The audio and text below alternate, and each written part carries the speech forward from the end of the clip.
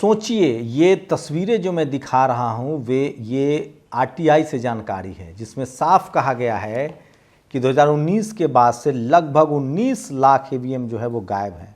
जब से प्रधानमंत्री नरेंद्र मोदी जो है प्रधानमंत्री बने, और मैं नहीं कह रहा हूँ, एक कुणाल शुक्ला हैं जो एक्टिविस्ट हैं, आरटीआई एक्टिविस्ट हैं, उन्होंने आरटीआई लगा के जो जानकारी निकाली है उसका उन्होंने फोटोकॉपी लगाया, जो मैं आपको तस्वीरों में दिखा रहा हूँ। सोचिए, 1-2 लाख नहीं, लगभग 19 लाख ईवीएम जो है वो गायब है।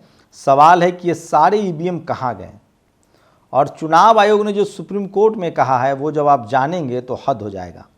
मोदी के प्रधानमंत्री बनने के बाद से 19 लाख ईवीएम मशीनें गायब हैं। इस मामले को शाहरुख खान की फिल्म जवान में भी दिखाया गया, और याद करिए तो यह मामला कर्नाटक विधानसभा में जोर शोर से उठा था, जिसे आप भी गूगल कर सकते हैं। मैंने निर्वाचन आयोग में आरटीआई अगर पूछा था वर्ष 2019 से लेकर 2023 तक कितने ईवीएम मशीनें गायब हैं, इस बार जानकारी उपलब्ध कराएं। कई दिनों तक आवेदन इधर उधर घूमने के बाद आज नील आया है। तो फिर झूठ कौन बोल रहा है, कर्नाटक विधानसभा या फिर निर्वाचन आयोग, जो कि भाजपा का ही एक राजनीतिक दल है? तो सोचिए, ये आरटीआई डाला गया था, जिसके बाद ये कहा जा रहा है कि कोई ईवीएम गायब नहीं है, निर्वाचन आयोग ने कहा है। ये आरटीआई कुणाल शुक्ला ने डाला था, जिसके बाद ये जवाब है, और इन्फॉर्मेशन ऑफ द कास्ट में बी ट्रीटेड एज नील। तो जो सवाल पूछा गया था उसको जानकारी नहीं। तो सवाल है कि अब तक जो मार्केट में खबर चल रही थी कि 19 लाख ईवीएम गायब है, इसकी सच्चाई क्या है? ये विधानसभा में भी मामला उठा था, कई लोगों ने इसको बोला, उसको लेकर अब आरटीआई से जब जानकारी मांगी गई है कुणाल शुक्ला के द्वारा, तो उनका कहना है कि ऐसी कोई बात नहीं है। लेकिन ये पब्लिक डोमेन में है और कई बार खबरें छप चुकी हैं, इस तरह की बहस हुई है। तो अब आरटीआई से चुनाव आयोग ने कहा है कि उनको be with reference to RTI application 13/9/2023 which has been transferred from RTI से legislative department law and justice 2005 to the ECI 15/9/2023 I am to inform that information of this regard में बी ट्रीटेड एज नील। तो सोचिए, EVM गायब होने की खबर को चुनाव आयोग ने सिरे से खारिज कर दिया है, और सोचिए कि किस तरह के हालात हैं। वही सुप्रीम कोर्ट में वीवीपैट को लेकर लगातार सुनवाई हो रही है, उसको लेकर एक बड़ी खबर आई है, बड़ा अपडेट आया, जो मैं चाहता हूं कि आपके साथ शेयर करूं। इलेक्शन कमीशन सुप्रीम कोर्ट में कहता है कि अगर वे वीवीपैट की सभी पर्चियों की मिलान करने लगे तो इतना टाइम लगेगा कि देश पुराने मतदान युग में चला जाएगा। क्या ये दलील हजम होने लायक हैं? अगर वीवीपैट कम है तो खरीदे जा सकते हैं, और अगर स्टाफ की कमी है तो बढ़ाए जा सकते हैं। क्या सोने चांदी के बर्तनों में विदेशियों को खाना खिलाने वाला भारत इतना खर्च भी नहीं कर सकता? या सचमुच ईवीएम में ही सेटिंग है जिसे इतनी बेशर्मी से छिपाया जा रहा है? तो सबसे बड़ा सवाल है, सोचिए, ईवीएम समर्थक जरूर होंगे बशर्ते 100% वीवीपैट की काउंटिंग हो, इसमें इतना ज़्यादा खर्च भी नहीं है। तो सोचिए, इस देश में चुनाव आयोग तभी ईमानदार हुआ जब लालू यादव को चुनाव हराना था, और जिनको सबसे ज़्यादा मीडिया ने वाहवाही कही उनका नाम था टीएन शेषन। उसके बाद यूपी में मायावती जी से हाथी ढकवा दिया गया था। लगातार इस तरह की खबरें आ रही थी कि ईवीएम मशीन गायब है 19 लाख, लेकिन अब चुनाव आयोग ने आरटीआई के जरिए जो जानकारी मांगी गई थी उससे इनकार कर दिया है। वहीं वीवीपैट का पूरा मामला चल रहा है, लेकिन अब साफ साफ कहा जा रहा है कि ये पर्चियाँ नहीं गिनी जा सकती। आपको बता दूं, ईवीएम कांग्रेस लेकर आई, उसके बाद ईवीएम के विरोध का इतिहास लंबा रहा है।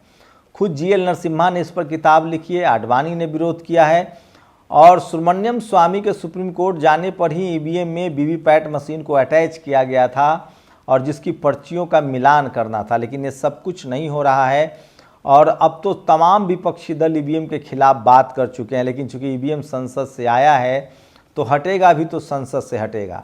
तो सोचिए, ईवीएम को लेकर लगातार भारत में सबसे ज़्यादा अगर असुरक्षित बात कोई है तो ईवीएम।